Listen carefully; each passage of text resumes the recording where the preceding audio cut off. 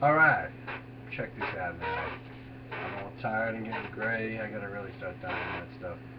I was really full of liveliness and fun, but I had to do like 20 takes, 10 minutes each, and I let it go too close to 10 minutes, so it ruined uploading, and I couldn't even keep any of it, so I'm totally zapped. I had some of the best interviews you've ever seen on camera anyone's done, but I'm tired from all this stuff, and but Bonzo Bash was historic in my opinion. I was really surprised, pleasantly surprised. And then I see Paul Rogers a few weeks ago open his solo tour. He did plenty of Bad Company songs and free songs. It was awesome. Best vocalist period, Paul Rogers, and of course Kansas last Friday night. I had to take a crap over Wendy's, but I would have got to meet Steve Walsh, the original singer of Kansas, the keyboard player, and also the bass player, and I think the drummer skittled off to the back there. But I did happen to meet Richard Williams, aka Moshe Dayan, aka cover of the Rolling Stone, gonna get my picture on Dr. Hook himself. No, I keep repeating that, but Ken's one of my favorite bands. Wherever you are, Kenny Livgren and what's the Silverstein, Steinbeck or Steinmeier, the violinist, he was cool too. And Dave Hope, the original bass player. What a cool band. All of you guys are great though. Back to who I say, Zach Alford, the original drummer who played with David Bowie and other people, 352s and whatnot. He played on The Next Day, David Bowie and Earthling. He was cool. He was with this chick, I think I just mentioned that, or I did mention maybe. She had, she wanted me to take pictures and stuff like that of her and this drummer, Zach Alford, Bowie's drummer. He hit the thing and it wouldn't even take, or it would take 20 at a time and it would get fuzzy. I think she did it on purpose. And the pictures look like this. I mean, like, you know, like this fuzzy. I'm like, what do you want from me? Ask someone else. There's 1,000 people backstage. You keep asking me. Oh, alright. Yeah. God. What am I, a photographer? You know I'm spazzy with stuff like that. With most things. Don't ask me. Who else was there? Johnny Kelly from Typo Negative. Will Calhoun was cool. His network with him. Telling about Vernon Reed and stuff like that from Living Color. Sort of them and Pearl Jam I was into like in the late 80s, early 90s before they even had albums out. Just hearing your demo tapes, don't ask me how, but I always liked both those bands, along with Red Hot Chili Peppers and Guns N' Roses, but those bands especially.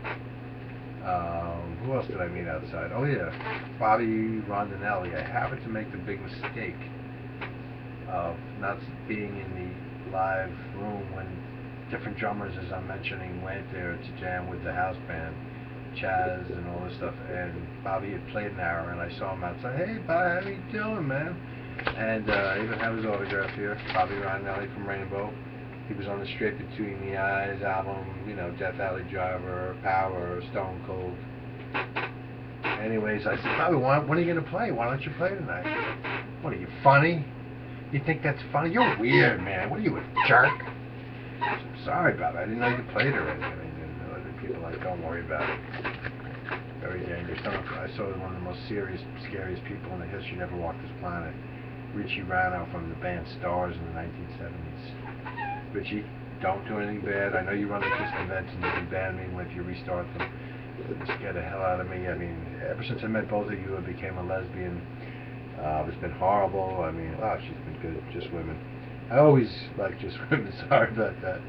But who knew? Who knew? Who knew? I was scared violently. I'm revolted by men. Men are pigs. They're bastards. They're horrible cowards. I'm just kidding.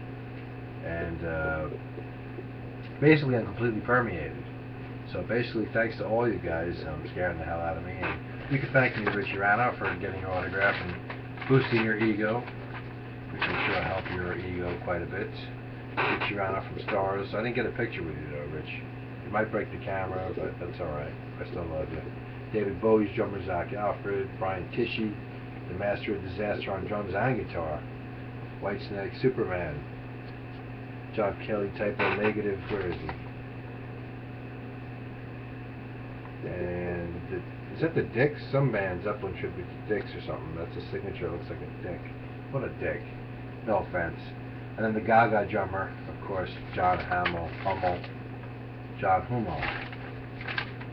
Anyways, so like I said, I'm a permeated lesbian who knew? All that verbiage, I got all that insultation, and then of course what the hell is that band? Adrenaline Mob. The lead singer's like 6'5", 280. You mess with you, one punch and you'd be down forever. But I gave all these people my business cards. I can never forget the great moment when he was like, "Oh, excuse me, thanks for my business card. It's officially on the ground." But no, they're cool, and all those guys are cool. I'm sure they're not well. Don't hurt me. It's all good, man. It's all good. Ron Lipnicki from Overkill was there. I don't know if I got anything signed by him. Danny Schuler of Biohazard. That would have been cool. What's this band? Sundance Band. He told me, I gotta sign it, and of course Diamond Head, I didn't have the marker on me. This dude Wayne who invited me took the marker back from me. Diamond Head. And of course the story I told to AJ Piro, his daughter was there. It was nice, lovely. I gave her a business card to give to him, but I talked to him and he liked the story that the fact that me and my friend Vinny, back in around 1989 or so, drove Eddie Ojeda back home from the Izod Center when it was called something else. And we drove him to Suffern, drove him home. That was kind of cool. There's AJ Pero. Just think, I never asked people for their autographs anytime. I'm going backwards here, like with mentality here. Now I started asking the last couple of years. Is that Bob Pantella, Monster Magnet, Atomic Bob? Does that say Atomic Bob? I don't know. Bob Pantella, Monster Magnet. That's very cool. So that's another page. And of course it's got like the set lists of when everything happens, and you know, the songs they play from Zeppelin and all that stuff. And who else was there? Like I said, I'm extremely permeated, very scared. And of course I had the other guys that aren't drummers, like I said, Richie Rano. I showed you guys this. The guy, I think the lead singer from Adrenaline Mob, actually. He was cool. Good guys. I don't know if I had the drummer though. I wanted to get the drummer to sign too, man, from Adrenaline Mob. I messed up. That would have been cool to have half the band. I didn't go to the Randy Rhoads thing. I wanted to. Wednesday, I think they were playing. So, what else did I had some other things too to talk about. Peter Criss, of course, ignored me. He walked literally right by me. It would have been cool to get a picture with Peter. I've met all four guys in Kiss at different times.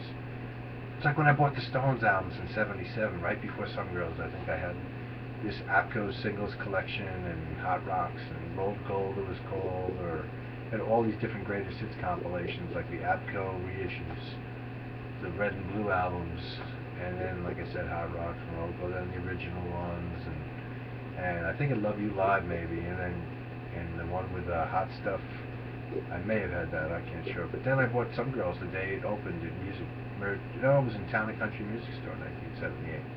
Had all the faces on the cover. And next to it there was a bootleg album they had. The Stones at the Capitol Theater, I believe. I believe it was the same week. Cool time period, guys. Cool time period. I watched like every SNL episode since the first, since I was like 8 or 7. Just crazy. I'd fall asleep by midnight. I'd catch like 20 minutes of it.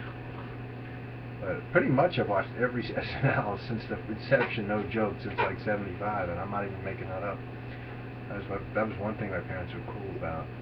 Not much, but on Saturday I could sort of stretch it, staying up late, and my music shopping. And anyways, I better run before this thing errs. Peace. Talk to you soon. Bye.